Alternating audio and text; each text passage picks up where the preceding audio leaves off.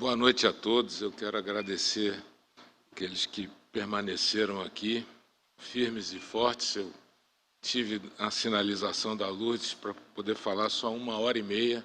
É uma coisa rápida, prometo não cansá-los. Mas eu quero, de início, Marcos, te dizer que realmente, mesmo com essa carga de trabalho, ontem mesmo estava numa correição no estado do Paraná, né? Essa atividade da Corregedoria Nacional exige esse esforço, mas assim, eventos de escola de magistratura e do Copedem, eu faço todo o esforço para estar presente, para absorver, trocar experiência, porque todos nós que estamos aqui, Marcos é um entusiasta dessas escolas de magistratura, nós temos um grande ideal, e é por puro ideal que a grande maioria está aqui, porque nós acreditamos que essa é uma forma de preparar, de qualificar os juízes, né?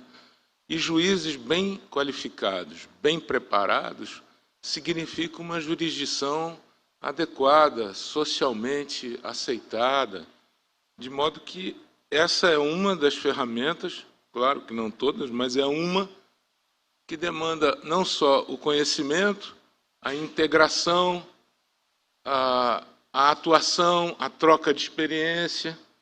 Então, Marcos, você está de parabéns pela realização de mais esse evento. Eu vi muito qualificado todos os painéis, as palestras, algumas eu pude acompanhar hoje, cheguei vindo de lá de Curitiba, mas pude acompanhar alguma coisa e pelo que eu apurei com os colegas, extraordinário o seminário, parabéns a você e a Lourdes, que sempre nos recebe com muito cuidado, com muito carinho e organizam esses eventos. Me permitam também, nós temos aqui alguns expoentes do meu tribunal, do Superior Tribunal de Justiça, quero cumprimentar a todos os meus colegas que vieram aqui e pela composição dos juízes do STJ que estão aqui, já se vê também a qualificação do seminário, os ministros Marco Butzi, meu amigo e irmão Antônio Saldanha, Gurgel, Sebastião, o ministro do TST, o ministro Aloysio, o ministro do STM, Arthur Vidigal, que eu quero pedir a ele levar um abraço ao presidente Joseli. Também aqui me permitam, e eu vou parar por aí, porque a grande maioria eu já conheço de tanto tempo, queria cumprimentar a todos, nas pessoas dos meus queridos amigos, a presidente Cíntia, que agora assumiu a presidência do Tribunal de Justiça da Bahia, nos recepciona aqui, é também uma colega de longa data, temos uma longa jornada, os queridos amigos Silmar e Ricardo, também eu peço licença para que todos se sintam saudados em nome deles. Prometo, não vou cansá-los, como disse, vou tentar ser bastante breve e vou começar, acho que é aqui, com essa frase do Eduardo Lourenço, quando se discutia sobre a televisão, né, com o surgimento da televisão. Eduardo Lourenço foi um professor saudoso da Universidade de Coimbra, em que naquela ocasião se discutia se a televisão ia mudar o rumo da sociedade, qual era o efeito que ela ia causar. E ele cunhou uma frase que eu acho que vale para essas questões relacionadas às novas tecnologias, porque ele disse: a televisão existe e não é em si um novo império do mal. Não é útil nem fácil distinguir nela uma boa ou má televisão. Que critérios para conceber isso? Mas é possível vivê-la como um desafio à nossa capacidade de discernimento, a essência mesmo da nossa liberdade, que não criou a TV para que ela nos devorasse. Nós não estamos criando a tecnologia para ela nos devorar. Nós estamos querendo que ela seja parceira, ferramenta útil para nós. E nós vamos saber, claro, cada um dentro da sua atuação, nós vamos poder saber distinguir na hora de utilizar, como também o mau programa de televisão não vinga. não tem audiência. A mesma coisa em relação às novas tecnologias. Claro que não é um raciocínio simplista, como a gente vai ver, mas é um caminho. Nós temos, nesse ponto que Vilas Boas me pediu para abordar, temos dois ângulos de visão. O primeiro é tecnologia e gestão da justiça, que eu vou falar um pouquinho mais à frente com duas pesquisas que nós fizemos, está aí até distribuído, quem tiver interesse tem o QR Code das pesquisas, das várias pesquisas que o Centro FGV Justiça desenvolveu, e eu vou abordar duas dessas pesquisas só, dentro do meu tempo regulamentar, e alguns precedentes que já apontam o caminho do judiciário para esses temas. Alguns, ou muitos deles, já conhecidos de vocês, mas eu vou fazer aqui quase que um filmete para relembrar também fatos que são marcantes, mas que eu tenho certeza que todos já conhecem, mas que vão me permitir dar um passo atrás para depois avançar. E é só um esforço mesmo para que nós compreendamos, relembrando alguns desses fatos, o estágio da nossa jurisprudência do STJ sobre esse tema, STJ que é o grande intérprete dessa matéria, principalmente a seção mais importante, que é a seção de direito privado. Vamos começar essa trajetória, ou relembrar essa trajetória, desde lá de trás, como eu fiz na citação inicial, mas relembrando um pouco o surgimento da prensa, né, do Gutenberg.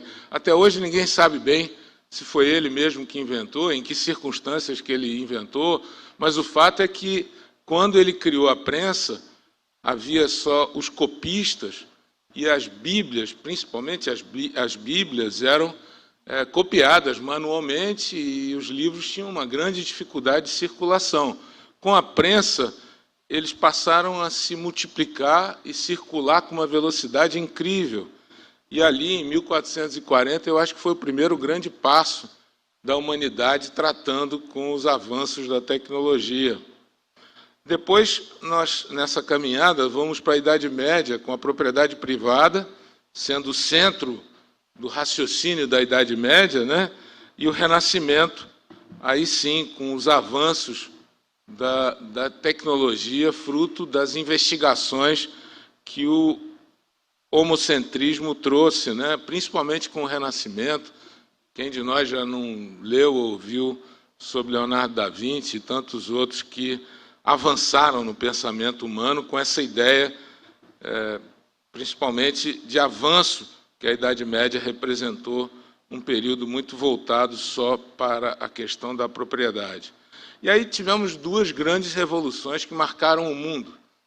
A primeira foi a independência americana, né? Em 1776, com o Milagre da Filadélfia, né? Onde se criou primeiro a ideia de uma confederação e depois a Federação Americana, com uma democracia sólida, consolidada, com a Constituição que até hoje está aí, e também a Revolução Francesa, que veio depois, em 1789, varrida a França por muitas das ideias da independência americana. Entre as duas grandes guerras que trouxeram aí grande modificação do cenário, né? Foi quase que uma falência, perdão, do sistema de justiça, né? Porque a guerra é exatamente o contrário, né? Do que nós imaginamos como resolver conflitos, e essas duas grandes guerras, principalmente a Segunda Grande Guerra, representou uma grande mudança do paradigma e do modelo de justiça em vários países do mundo, né? Mas o fato é que elas resultaram na Declaração Universal do Direito do Homem, em 1949, e a Revolução Industrial trouxe também grandes modificações desse cenário, e alguns desses fatos eu vou relembrar aqui, grande maioria já os conhece também, já falamos sobre isso, mas é importante relembrar esse cenário pós-guerra, mudança do sistema judiciário, avanço tecnológico. O primeiro grande caso foi aquele texto seminal do Brandeis, né, e do Warren. O Warren até teve uma morte, ele se suicidou, ele era um grande advogado que ajudou muito o Brandeis a ser juiz da Suprema Corte, e foi um grande juiz da Suprema Corte, né? Mas eles escreveram esse Right to Privacy, né? Um texto, como eu dizia, seminal, em 1890, e consta da lenda, também muitos aqui já sabem, que esse texto teve por origem o casamento da filha do Brandeis, né? Ele ficou muito irritado com o vazamento das notícias sobre um casamento privado da filha dele, e já naquela época tinha o telégrafo, e a notícia se espalhou pelo telégrafo, um grande jornal de circulação americano colocou aquela notinha social, e ele acabou, então, escrevendo esse texto, o direito à privacidade, o direito a estar sozinho, né? Foi um momento marcante, porque foi um choque, né? O primeiro embate entre avanço tecnológico e desenvolvimento da tecnologia e os direitos fundamentais. Depois teve na Corte Alemã, que foram criadas, as Cortes Constitucionais Europeias foram criadas a partir de 1951. A primeira grande Corte Constitucional foi a Corte Alemã, que teve vários temas relevantes para tratar no pós-guerra, né? A Alemanha ficou dizimada, mas ela tratou de alguns temas. Um grande tema que foi tratado foi essa de biografia não autorizada, do Klaus Mann, né? Quando aqui só discutimos isso na Suprema Corte há pouco tempo, mas lá na Alemanha, esse caso bem interessante aí o Klaus Mann foi vítima teve a biografia dele exposta pelo cunhado, né, que tinha perdido o cargo quando o Klaus Mann era diretor, durante ainda a dominação nazista. Ele perde o cargo e escreve, por raiva, uma biografia bem ruim sobre o Klaus Mann. Klaus Mann, escreve Mefisto, né, tratando do seu cunhado. E aí essa discussão chega à Corte Constitucional Alemã, que abre uma discussão bem interessante sobre direito à privacidade, biografia não autorizada. Foi o primeiro grande embate levado a uma corte europeia. Depois tivemos também, ainda nesse choque de avanço tecnológico e direito à privacidade, caso que também é bem conhecido nosso, o caso Watergate, que derrubou um presidente da República, né? E foi justamente a partir de um grampo telefônico que surgiu aí, quem de nós também não acompanhou, não viu, já não leu, sobre o Garganta Profunda, né? O colaborador do jornal, enfim, bem interessante também esses marcos, já aí na década de 70. E eu peguei um caso, já agora mais recente, que trata de redes sociais, para a gente ver essa evolução, né?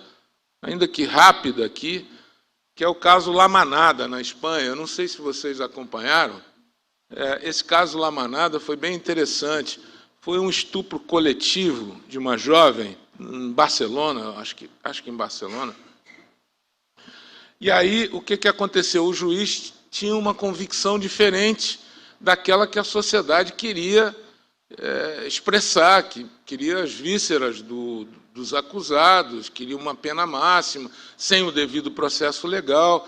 O juiz manteve alguns dos ritos do processo e criou-se uma hashtag contra ele, juiz, para dizer que ele estava impedido de processar a causa, ele não conseguia mais sair na rua. Foi um processo violento de criminalização da atividade judicante, e bem interessante de ser estudado também, porque vários pesquisadores sobre o Poder Judiciário se debruçaram sobre esse caso, para dizer o impacto das redes sociais, né, que já vinha sendo discutido, o impacto de televisionamento sobre julgamentos, né, a própria Corte Americana, naquele caso do sequestro do bebê Lindbergh, né, já tinha discutido se era possível televisionamento dos julgamentos. Eles discutiram com muita intensidade, várias teses de mestrado foram produzidas sobre isso, o efeito, o impacto dos meios de comunicação nos julgamentos, mas esse especificamente trata de rede social, que é o fenômeno do momento. Eu conversava ali com o Saldanha, muito dessa questão da polarização se deve efetivamente às bolhas, aos trolls, às novas ferramentas dessa rede social, que é um fenômeno que precisa ser bem examinado por nós todos, né? O Bauman, ele faleceu há pouco tempo, embora tivesse já bastante idade, mas ele foi o que melhor examinou essa situação da era da comunicação, né? E ele fala dessa sociedade da hiperinformação. Hoje você tem mais dificuldade. Antes a opressão era você não conseguia se expressar. Hoje você se expressa até demais e tem muita dificuldade de captar a atenção das pessoas, né?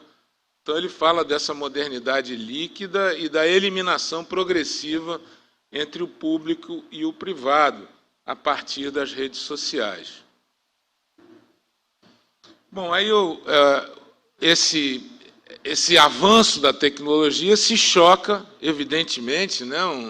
E aí entram técnicas de composição de princípios constitucionais, mas se choca com o direito da personalidade, que contém vários dos preceitos que devem ser preservados: honra, intimidade, imagem, direito de expressão, informação.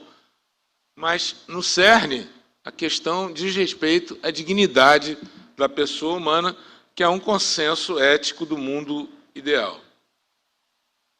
Bem, nesse mundo aí do judiciário, eu acho que a gente tem que estar com isso bem posto, né? Acho que nesses 3 dias foram discutidos vários desses temas que eu vi no programa, alguns eu examinei aqui, acompanhei aqui também, mas tem muito tema interessante que vai chegar agora para desafiar a nossa argúcia, né? Para desafiar o nosso exame. Nanotecnologia, biologia sintética, genética, bioética, herança digital, criogenia, embriões, clonagem, eutanásia, barriga de aluguel. Eu agora, na presidência da comissão de juristas que está examinando o Código Civil, imagina quanta coisa eu não recebi sobre essa questão que envolve aí os avanços da tecnologia, né? E outro dia também, eu e o ministro Marco Butzi nos deparamos na 4ª turma com um caso já agora quase que premonitório do que vai vir por aí, de discussões sobre diversos temas, né? Nós discutimos uma tese sobre embriões que estavam congelados e era um casal recém-casado, um senhor já com bastante idade, uma moça nova. Eles convencionaram de congelar o embrião e foram esquiar. Um era bem mais idoso, outra já era mais nova, né? Ele acabou querendo se exibir para a moça e acabou falecendo. Teve um acidente e faleceu. É trágico, né? Mas foi o que aconteceu. E aí a discussão foi porque ele tinha 3 filhos, né? Já era um senhor com bastante posse, propriedade, era um senhor com bastante riqueza, e ele já tinha 3 filhos, e abriu-se um inventário, e na hora da tramitação do inventário, a esposa veio e disse: não, espera aí, tem um embrião que vai vir aí para ser implantado. E a discussão era se a próprio congelamento do embrião já era o suficiente para a implantação, ou se era necessário uma autorização específica para essa questão, porque o filho já nasceria sem um pai. Então, para além da vida dele, né, essa foi a grande discussão que se instalou ali. Não era propriamente sobre o embrião, mas era sobre a manifestação de vontade. Eu abri a divergência ali, acabou 3-2, foi muito interessante o julgamento. Acabou havendo uma necessidade, prevaleceu a ideia de uma necessidade de uma autorização específica para a implantação do embrião. Mas nós temos centenas de matérias que eu estou vendo agora pelo Código Civil. O início da capacidade já é uma grande discussão. O fim da capacidade, ou o fim, o ministro Marco Butzi também, junto comigo, integra a comissão de juristas. Nós estamos discutindo tantos desses temas lá. Agora mesmo, o tema da barriga de aluguel vem sendo julgado em alguns tribunais, né? Tivemos a hipótese da responsabilidade civil por drone, né? Veículo não tripulado. Teve um acidente em 2018, a Uber acabou cancelando os testes, né? A grande discussão é de quem é a responsabilidade, fabricante, programador, de quem é. O tema há quem defenda no direito civil, e gente boa, gente com gabarito, defendendo personalidade jurídica para os robôs na inteligência artificial. Outro dia também eu conversava com o Daniel, que é um especialista da área de falência. Tinha uma pesquisa no Banco Mundial, eles muito preocupados com a ideia dessas companhias multinacionais, essas companhias transnacionais.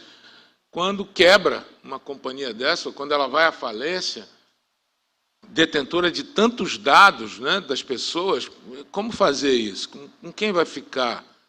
Quem é que vai cuidar desses dados de pessoas de centenas de países, né? Também dos algoritmos, além da personalidade jurídica do robô, tem a tese da responsabilidade civil.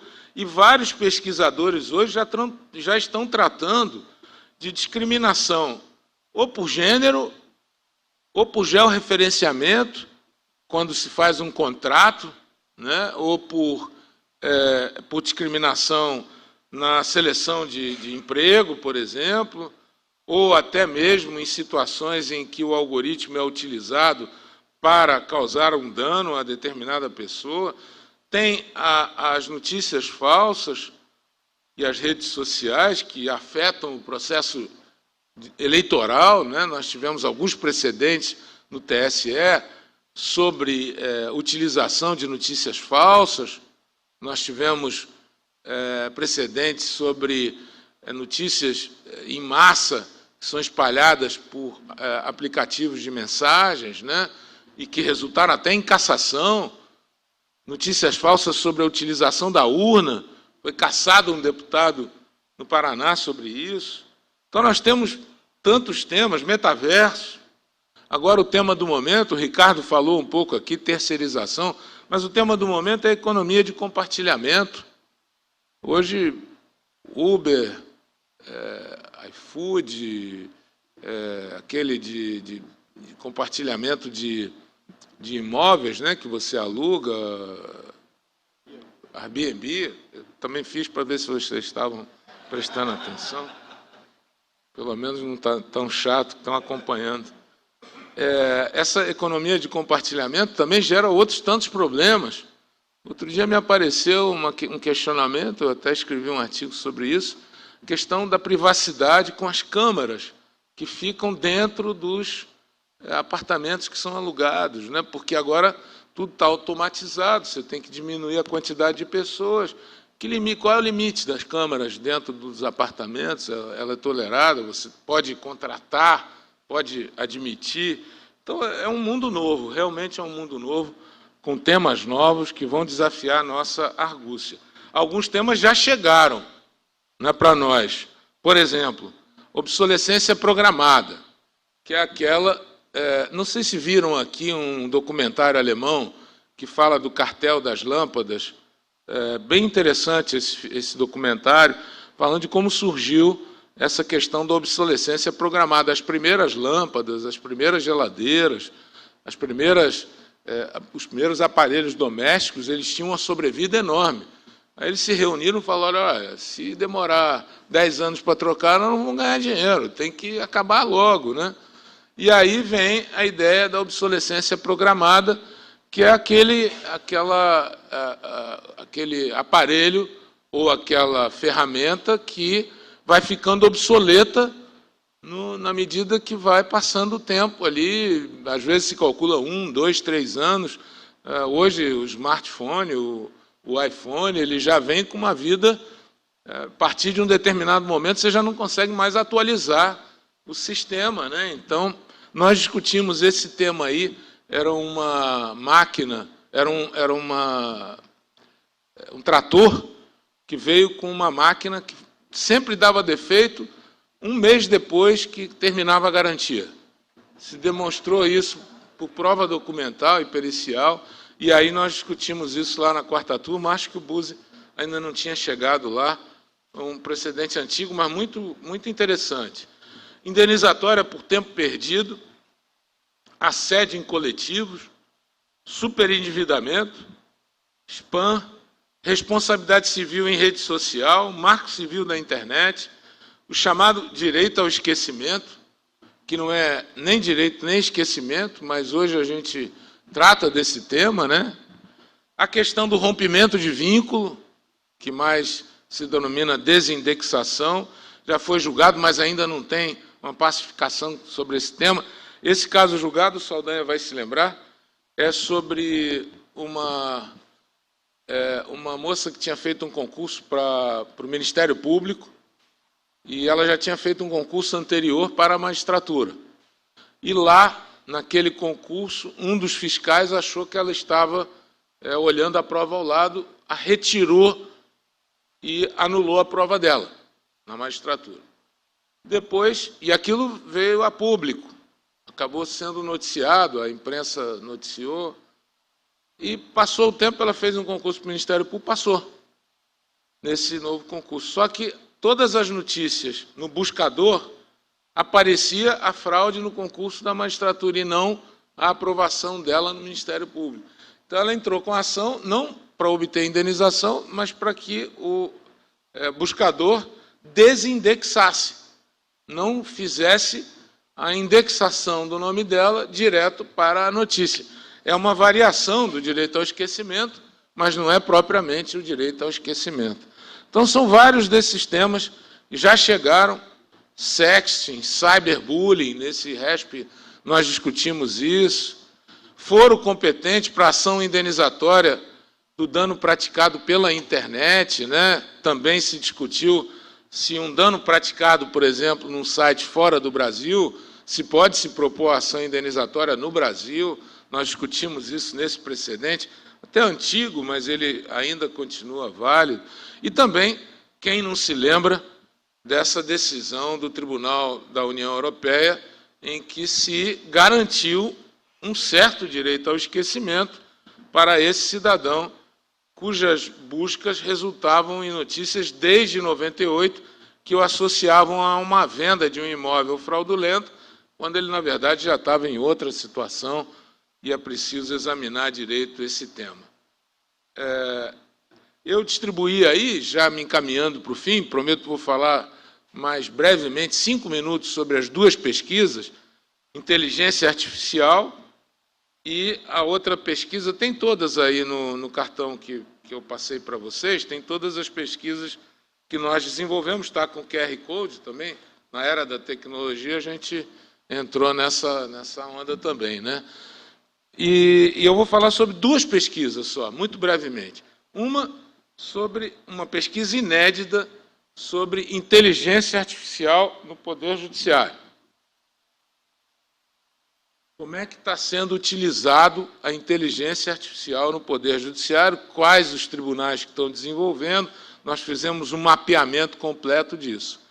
E a segunda pesquisa é exatamente sobre o tema que o Marcos me pediu para falar, que é o impacto da atividade dos avanços tecnológicos, sobretudo na era da pandemia, para a atividade judicial. Como os juízes viram isso? Qual é esse fenômeno e o que isso resultou? Quais os cortes que os pesquisadores fizeram? Isso eu prometo falar em 5 minutos. Primeiro é o tema da inteligência artificial.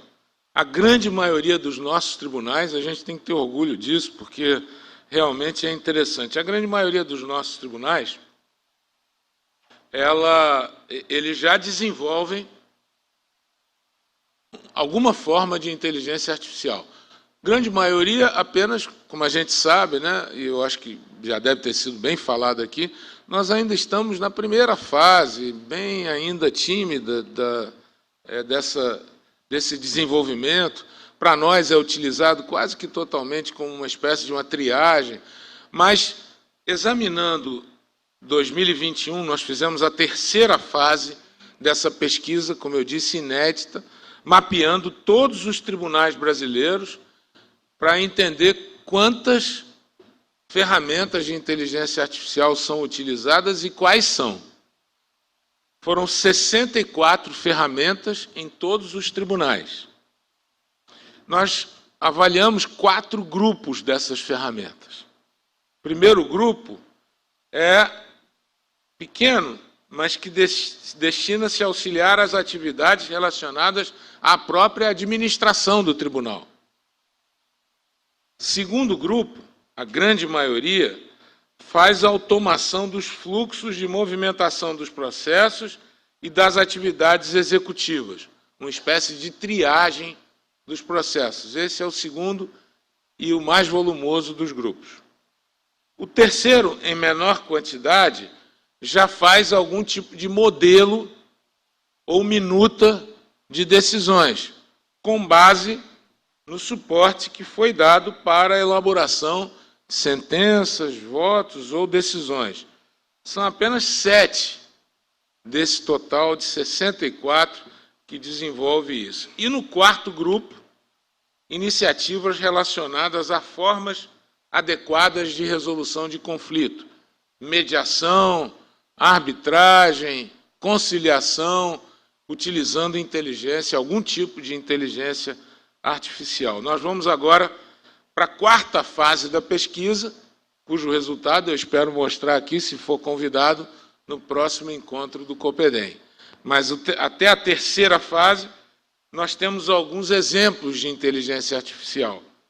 No Supremo, o Vitória desenvolve uma ferramenta para que se junta a outras experiências, como já anteriores, né? O Rafa 2030, o Vitor, o Vitória agrupa processos por similaridade de temas. Então, o Supremo já tem minutas feitas dessa maneira. O STJ tem o Atos, identificação de temas repetitivos, triangulação de jurisprudência e busca de feitos similares. Ele já vai sendo compartilhado por 20 tribunais. TRF1, TJ do Paraná, TJ do Rio de Janeiro, TJ de Alagoas. O TST, ministro Aloysio, tem o BEM-TV, que é prover informações para a gestão dos gabinetes, especialmente a atividade de triagem. O TRF1 tem 2 programas bem interessantes, o ALEI e o TOT.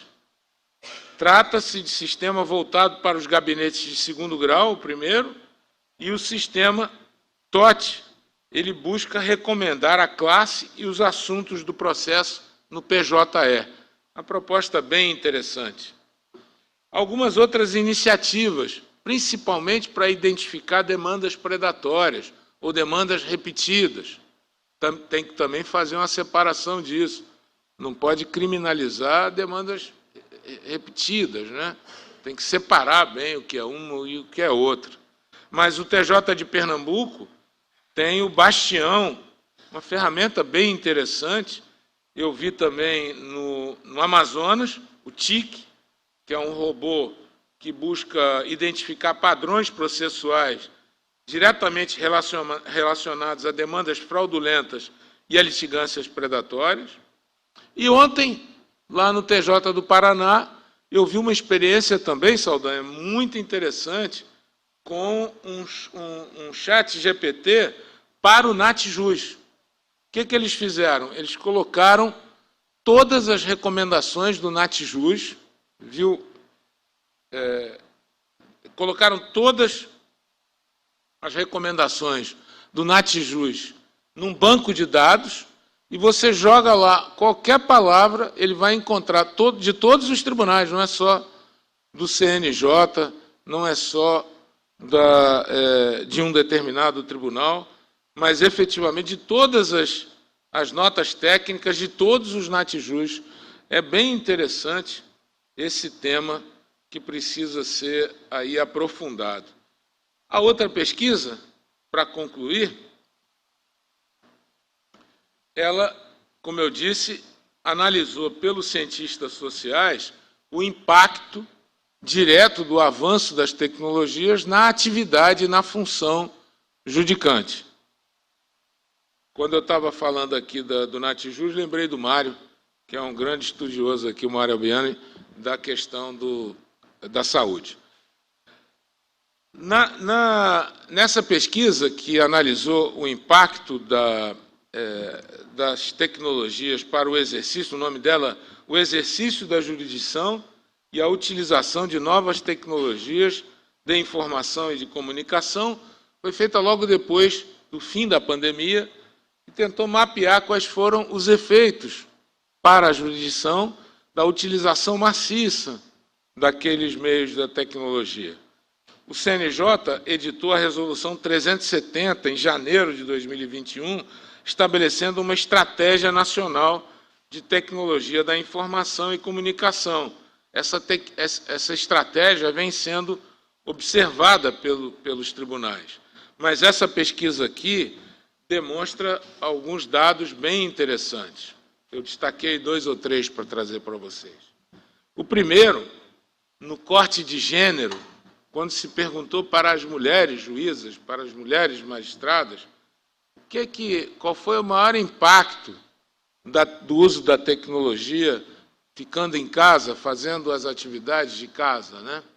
O resultado foi surpreendente, demonstrando que a magistratura realmente tem também um viés, um corte social muito grande.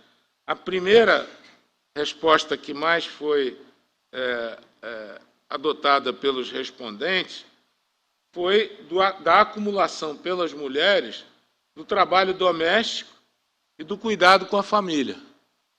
Então, o resultado da utilização dessas tecnologias, estando todo o trabalho concentrado em casa, foi a dupla jornada o tempo inteiro. Interessante. A segunda é que não se cuida, para a questão do gênero, para as mulheres, da institucionalização das necessidades específicas para a utilização da tecnologia. E terceiro, o aumento da violência doméstica. Foi a resposta que as juízas deram sobre os 3 principais pontos na avaliação dos desafios enfrentados nos exercícios de suas atividades pelas magistradas no contexto de introdução de novas tecnologias e trabalho remoto. Pior ainda, quando se perguntou para aqueles que têm necessidades especiais, para os magistrados que sofrem algum tipo de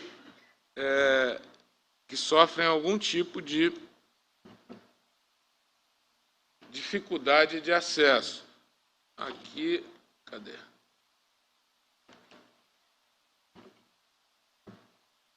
Nesse caso, pessoas com deficiência,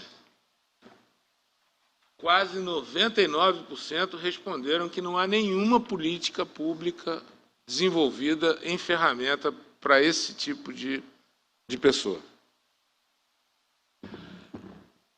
Quais as ferramentas que mais se utiliza? Aí também entra um cipoal de respostas. Tem PJE, tem EPROC, tem PROJUDE, tem EJUDE, tem TEMES, tem DCP, tem sigla para todos os gostos, e esse é um ponto que eu acho que a política do CNJ tem que avançar. Nós temos que fazer esses sistemas se conversarem. Não tem como seguir desse jeito. Tem que botar um prazo rígido, o nosso sistema de informática tem que fazer, porque tem alguns tribunais que seguiram com o EPROC, e agora, cada vez mais, ele está avançando. Tem outros que só fazem com o PJE, e muita crítica ao PJE. Precisa realmente essa uniformidade num país continental como o nosso. A questão do BNMP também precisa ser bem aprimorada, né? E isso veio na resposta aos questionários. A última que eu queria mencionar para vocês dessa temática bem interessante é a percepção sobre o impacto do uso de ferramentas tecnológicas na prestação jurisdicional, em que a maior resposta é de que houve a diminuição de despesas com instalações físicas. Quer dizer, ao invés de você ter outro tipo de percepção, olha, a maior diminuiu despesa.